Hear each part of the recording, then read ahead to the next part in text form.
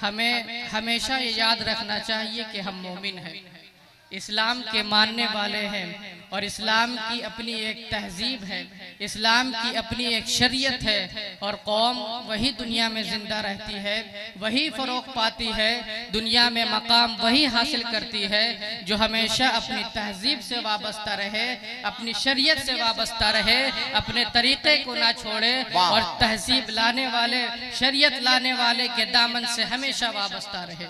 हम रसूलुल्लाह सल्लल्लाहु ताला अलैहि वसल्लम के मानने वाले हैं। अगर हम उनकी रज़ा चाहते हैं, अगर हम चाहते हैं कि आखिरत में हमें हमारे महबूब का साथ नसीब हो जाए, तो हमें उनसे मोहब्बत करनी होगी और मोहब्बत का सबूत पेश करना होगा।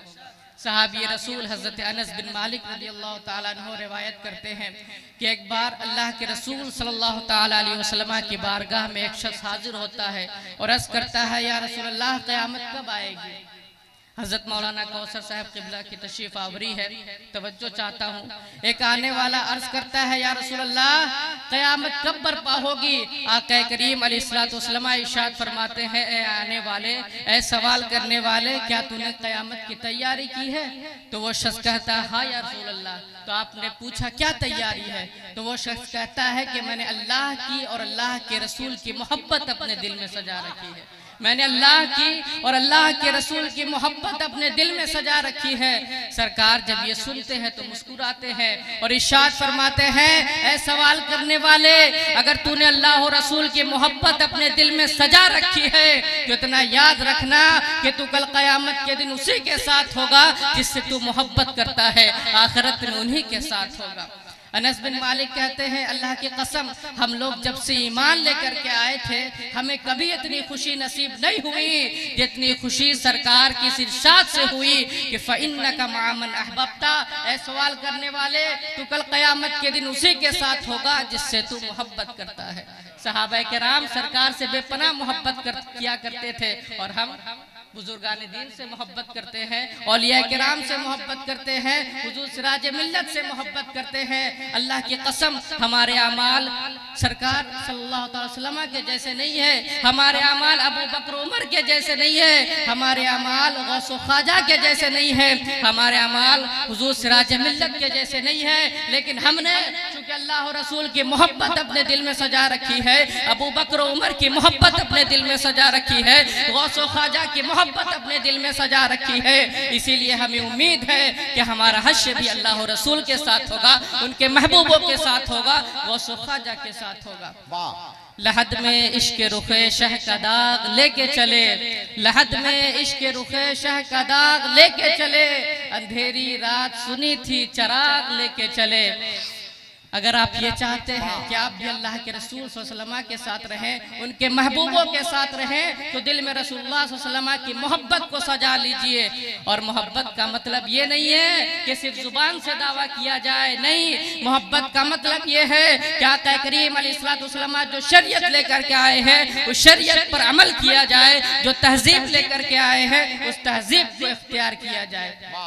आप तहजीब तो गैरों की अपनाए, आप शराबे भी पिए, आप जुए भी खेले, आप डांस भी करें, आप गैरों का तरीका इख्तियार करें, फिर आप ये सोचे कि आप अल्लाह के रसूल के साथ रहे, उनके महबूबों के साथ रहे, ये कैसे होगा? सरकार तो फरमा रहे हैं कि इंसान का हश्र उसके साथ होता है जिससे वो मोहब्बत करता है। अगर आपको सरकार की तहजीब पसंद नहीं, सरकार की शरीयत पसंद नहीं, तो फिर सोचे आपका हश्र किसके साथ होगा? अल्लाह के रसूल सल्लल्लाहु अलैहि वसल्लम की एक हदीस पाक है, सरकार फरमाते हैं, लौ काना मूसा हय्यन लमा वसअहु इल्ला इत्तिबाई। आला हजरत इमाम अहले सुन्नत इमाम अहमद रजा फाजिल बरेलवी कुद्दसा सिर्रुल अजीज से पूछा गया कि आका करीम की इस हदीस का मतलब क्या है?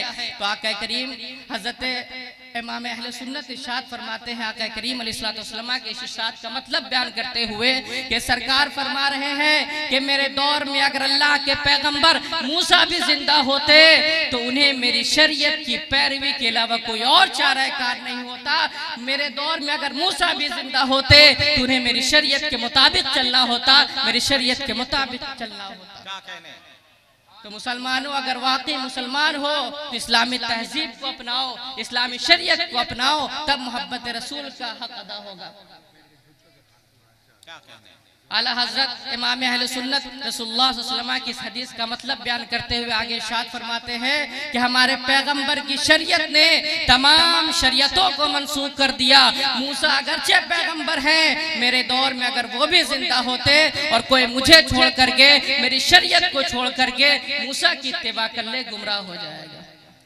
हजरत अब्दुल्लाह बिन सलाम यहूदी थे, रसूलुल्लाह सल्लल्लाहु अलैहि वसल्लम के तबलीग के असर से मुसलमान हो जाते हैं, खुद भी मुसलमान हो जाते हैं और बहुत सारे यहूदी सरदार भी इस्लाम के दामन से वाबस्ता हो जाते हैं। जब मुसलमान हो जाते हैं तो एक बार अल्लाह के रसूल सल्लल्लाहु अलैहि वसल्लम की बारगाह में हाजिर होते हैं और अर्ज करते हैं, या रसूल अल्लाह, हमें नमाज में तौरात पढ़ने की इजाजत दी जाए, हमें नमाज में तौरात पढ़ने की इजाजत दी जाए। नमाज में क्या पढ़ते हैं? कुरान पढ़ते हैं ना, कुरान की तिलावत करते हैं। अर्ज करते हैं, या रसूल अल्लाह, हमें नमाज में तौरात पढ़ने की इजाजत दी जाए। जब उन्होंने ये अरीज़ा पेश किया तो अल्लाह रब्बुल इज्जत ने कुरान पाक में ये आयत नाजिल फरमा दी कि या अय्युहल्लज़ीना आमनु दुखुलू फिस्सिल्म काफ़ा, ऐ मुसलमानों, अगर वाकई मोमिन हो, अगर वाकई मुसलमान हो तो इस्लाम में पूरे तौर से दाखिल हो जाओ। इस्लाम जिस बात का हुक्म देता है वही करो, उसके अलावा की ख्वाहिश न करो। अगर इस्लाम ले आए हो तो इस्लाम में पूरे तौर से दाखिल हो जाओ। इस्लाम कहता है कि नमाज में कुरान पढ़ो तो कुरान ही पढ़ो, उसके अलावा की ख्वाहिश न करो। उसके अलावा की ख्वाहिश करना शैतान की पैरवी करना है। वला तत्तबिउ खुतवातिश शैतान, और शैतान के नक्शे कदम पर न चलो। इन्नहु लकुम अदुव्वुम मुबीन, क्योंकि शैतान तुम्हारा खुला हुआ दुश्मन है। बहुत अच्छे। तो इस्लाम जिस बात का हुक्म देता है वही करे, उसके अलावा न करे, और अपनी भी तरबियत करे और अपने बच्चों की भी तरबियत करे, और इस अंदाज से तरबियत करे कि बचपन से तरबियत करे, ताकि आपका बच्चा जब 5-6 साल की उम्र से आपकी बात सुनना शुरू कर देगा तो इंशाअल्लाह 20-25 साल की उम्र में आपको कोई दिक्कत परेशानी नहीं होगी। हजरत इब्राहिम अलैहिस्सलाम, उनके यहाँ औलाद नहीं थी। बड़ी दुआओं के बाद अल्लाह रब्बुल इज्जत ने एक बेटा दिया था, हजरत इस्माइल अलैहिस्सलाम। हजरत इस्माइल की कुर्बानी का वाक़या मशहूर है, बकरीद में उन्हीं की सुन्नत अदा की जाती है। बड़ी दुआओं के बाद अल्लाह रब्बुल इज्जत ने एक बेटा दिया था, उस वक्त यही एक बेटा था।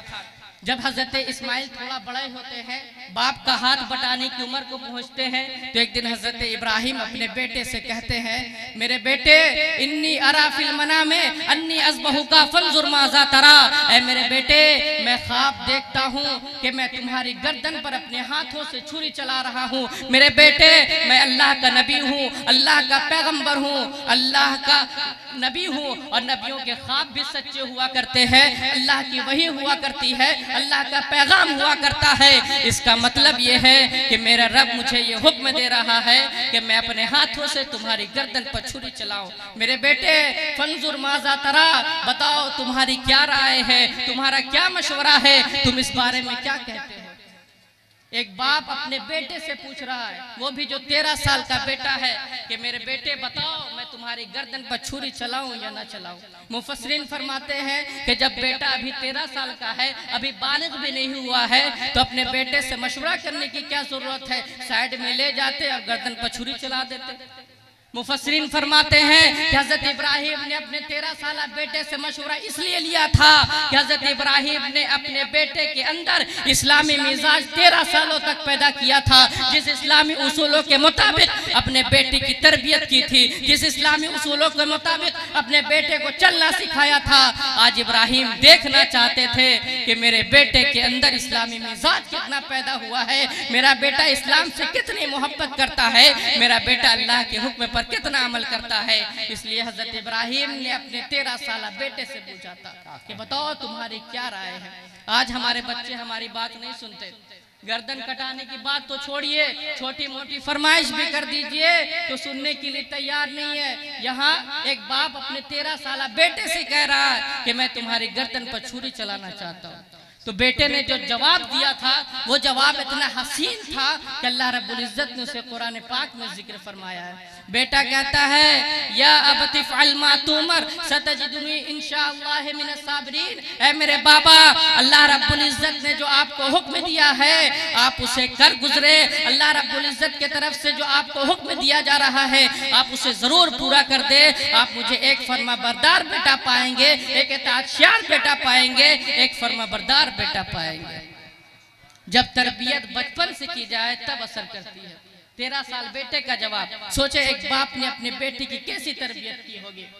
हजरत इस्माइल ने यह भी कहा था कि मेरे बाबा जब मेरी गर्दन पर छुरी चलाना तो मुझे पहलू के बल न लिटाना बल्कि मुझे मुंह के बल लिटाना। क्यों? क्योंकि अगर आपने मुझे पहलू के बल लिटा दिया तो कहीं ऐसा ना हो कि आपकी चेहरे की नजर, आपकी आंख मेरे चेहरे पर पड़ जाए और एक बाप के अंदर बेटे की मोहब्बत जोश मारे और वो अल्लाह के हुक्म से फिर जाए, अल्लाह के इताअत से मुंह मोड़ ले। इसलिए मेरे बाबा मुझे पहलू के बल न लिटाइए बल्कि मुझे मुंह के बल लिटाइएगा। एक फर्माबरदार बेटे का जवाब। अल्हम्दुलिल्लाह दारुल उलूम हबीबिया के 2 फारिग शुदा हुफाज़ किराम के सरों पर दस्तार हिफ्ज़ का सुनहरा मौका भी आपके निगाहों के सामने होगा। ये मदारिस जहाँ कुरान की तिलावत की जाती है, जहाँ कुरान को पढ़ाया जाता है, इन मदारिस में अल्लाह की रहमतें नाजिल हुआ करती है। क्या नाजिल होती है? अल्लाह की रहमतें नाजिल हुआ करती है। और ये मैं नहीं कह रहा, खुद रसूल गिरामी वक़ार सल्लल्लाहु अलैहि वसल्लम इरशाद फरमाते हैं कि इन कुरान पढ़ने वाले, इन कुरान पढ़ाने वालों का जिक्र अल्लाह कर रहा होता है, अपने फरिश्तों के दरमियान कर रहा होता है।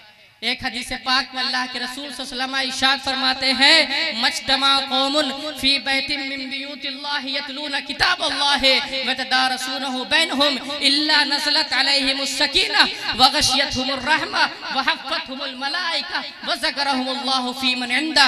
अल्लाह के रसूल सल्लल्लाहु अलैहि वसल्लम इरशाद फरमाते हैं कि जब कुछ लोग अल्लाह के घरों में से किसी घर, अल्लाह के रसूल सल्लल्लाहु अलैहि वसल्लम के घरों में से किसी घर मदरसा में जब कुछ लोग जमा होते हैं, किस जमा होते हैं? यतलूना किताबल्लाहि व तदारसूनहु बैनहुम, इसलिए जमा होते हैं ताकि कुरान की तिलावत करे, ताकि कुरान का एक दूसरे को दर्स दे। कोई पढ़ रहा हो, कोई पढ़ा रहा हो, इस गर्ज से जमा होते हैं तो होता क्या है? इल्ला नज़लत अलैहिमुस सकीना, अल्लाह रब्बुल इज्जत की तरफ से उन कुरान पढ़ने वालों के दिलों पर, उन कुरान पढ़ने वालों के सीनों पर अल्लाह रब्बुल इज्जत की तरफ से सकीना नाजिल होता है, इत्मीनान नाजिल होता है। वगशियत रहमा, और रहमते खुदावंदी उन्हें घेर लेती है, उन्हें ढांप लेती है। जिस वक्त ये कुरान की तिलावत कर रहे होते हैं, जिस वक्त ये कुरान को पढ़ रहे होते हैं, पढ़ा रहे होते हैं, उस वक्त अल्लाह की रहमत उन्हें छाए रहती है। तकबीर, नारे रिसालत। एक जरूरी ऐलान सुन ले भाई, 44064406 ये गाड़ी रास्ते में कहीं खड़ी है और प्रशासन वालों की गाड़ी जाने वाली है। बहुत दिक्कत हो रही है, परेशानी हो रही है, इसलिए वो गाड़ी जितनी जल्द हो सके हटा लें। 44064406 जी।